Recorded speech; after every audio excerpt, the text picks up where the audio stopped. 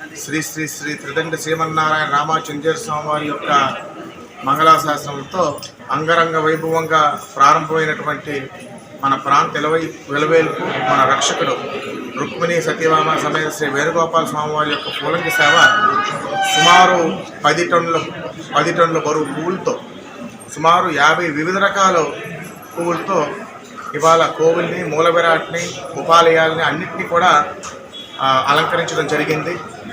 కడియం, పూనా, బెంగళూరు, ఊటీ వివిధ ప్రాంతాల నుంచి మరి వెంకన్న కడియం గ్రామానికి చెందినటువంటి వెంకన్న ఆధ్వర్యంలో ఈ అలంకరణ అనేది చేయడం జరిగింది.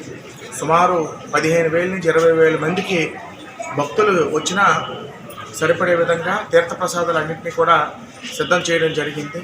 దయచేసి ఎంత రద్దీ ఉన్నా సరే 15 నుంచి 20 నిమిషాల్లో దర్శనం అయ్యే విధంగా క్యూ లైన్లు ఏర్పాటు చేసాం.